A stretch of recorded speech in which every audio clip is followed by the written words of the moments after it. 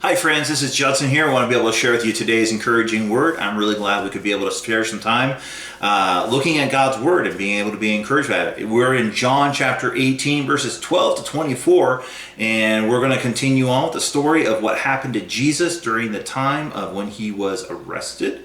And we're excited about being able to look at this and study this and be able to see kind of what's going down here in regards to the time of Jesus has just been betrayed by Judas, and they're bringing him in, and we're going to see kind of multiple scenes of the chaos and the craziness that went on as Jesus has been arrested. Join with me in John chapter 18 verses 12 and following. Verse 12. So the band of soldiers with their captain and the officers and the Jews arrested Jesus and bound him. First they led him to Annas, for he was the father-in-law of Caiaphas, who was the high priest that year.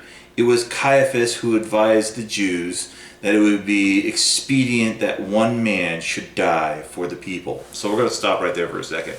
So there's one guy who's the top dog. He is the main head honcho guy, and that guy is Caiaphas. He is the chief priest for that year. It's a position that's up every year for election. It's not like you hold the job forever. You know, they had a bunch of people that kind of rotated things around.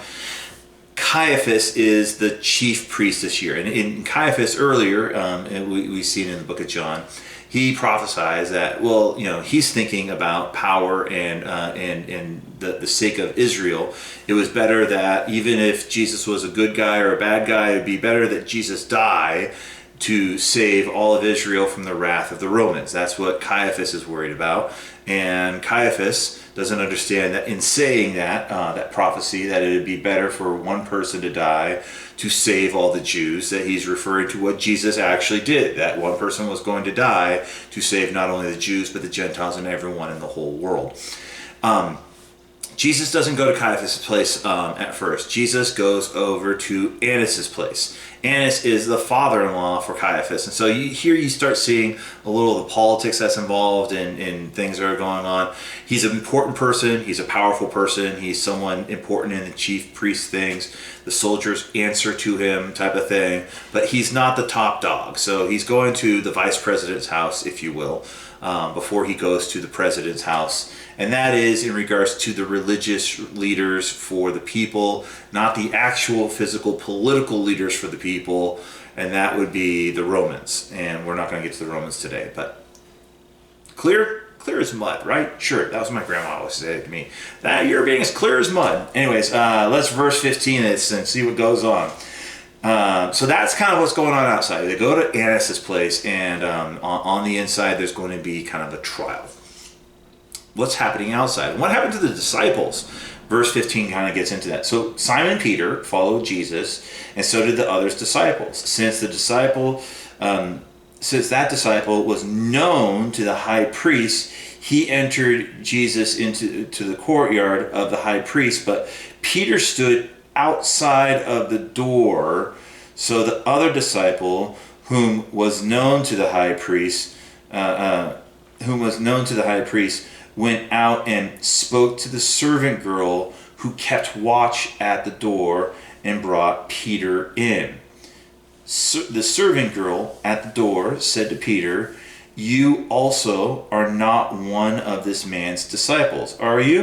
And he said, "I am not." Now the servants and the officials made a charcoal fire because it was cold, and they were standing and warming themselves. Peter was also was with them, standing and warming himself. So John's kind of saying, like, John, he's talking about how he was there. He's kind of the other ghostly person, and so I guess Peter's face was a little bit more known, and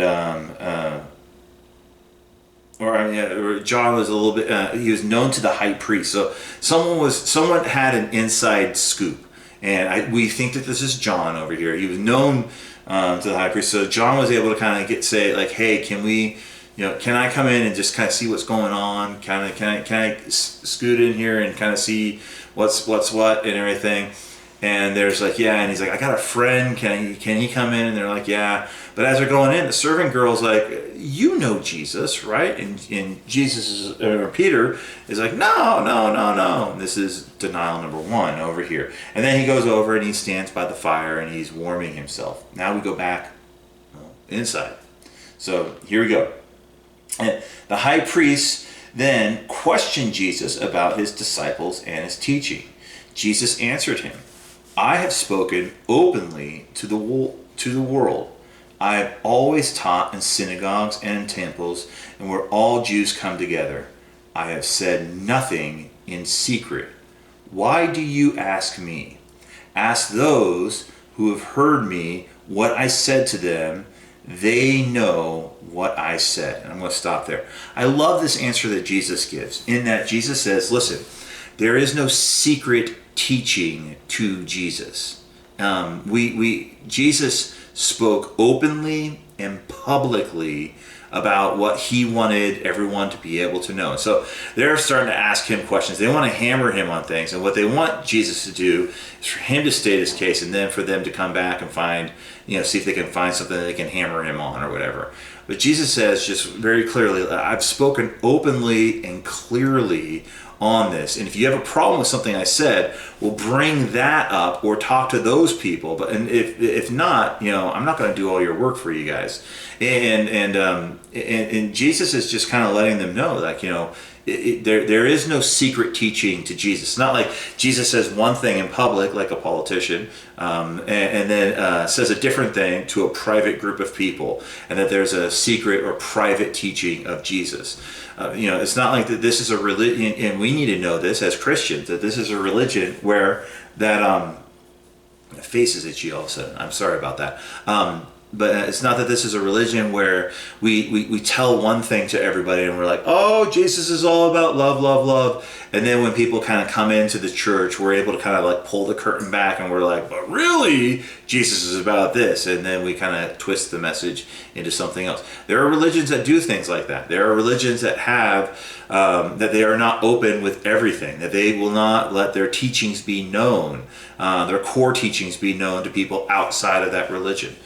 That is not the way of Jesus. Jesus is open to everyone. And so someone can be able to know and understand the teachings of Jesus well before they become a person of faith. Now, I'm going to say this. When you are not a person of faith and you are listening to the teachings of Jesus, it is very difficult in that the person that is not a believer, they don't give the benefit of the doubt to Jesus on some of the things that he says. And so instead of saying, instead of accepting something by faith, there's scoffing and mocking and skepticism over there. And there's nothing wrong with skepticism, but there does come a point where you need to accept certain things by faith. And if we don't accept those things by faith, then the message is not going to save. It's not going to do what it's supposed to do. It doesn't work, if you will. If a person insists on always being skeptical and never having faith and never trusting, then there's really nothing that can be done for that person. There's nothing that can be done to be able to help them until that person chooses to put faith and agree that they need to put faith into something. We all know people that want to question everything. Jesus is open here. He's very clear. He's very open in regards to what he's teaching. And if they have a problem with what he's teaching, then they should bring it up. And at this particular point, they're not bringing anything up. And that is what's kind of going on over here. Verse 22, we need to finish this out over here. And then when he said these things, one of the officers standing by struck Jesus with his hand, saying, "Is that how you answer the high priest?" And I got to stop over here. So Annas, who is over here, he's not the high priest, he's not the chief priest, he's just a high priest. So he probably was a previous high priest, he's, type of thing. And someone comes over and this guy smacks Jesus and says, "Is that how you answer him?" And Jesus answers him, verse 23, "If what I said is wrong, bear witness about the wrong. But if what I said is right, why do you strike me?" Annas then sent him bound to Caiaphas, the high priest. And so here we have, Annas tries to kind of soften up Jesus a little bit beforehand, not with the physical punishment, but with questions. And they're trying to they want to be able to catch Jesus to say something that would get him killed, basically. And that is not what's going on over here. This is all working in God's plan during this time. Jesus has confidence during this time. He knows what's going on. But the reason why we can be able to look at this, I think, or what we can get hope out of this story here, is that Jesus' openness with us. He's never lied to us. He's never deceived us. He's never kind of led us astray.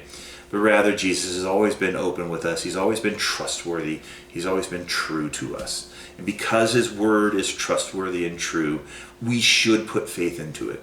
And we should put our trust into what he has said, because when we do put our faith into his word, then God is able to bless us and transform our lives from inside to out. Anyways, that's my encouraging word for you today. I will look forward to seeing you guys next time. Take care. Bye.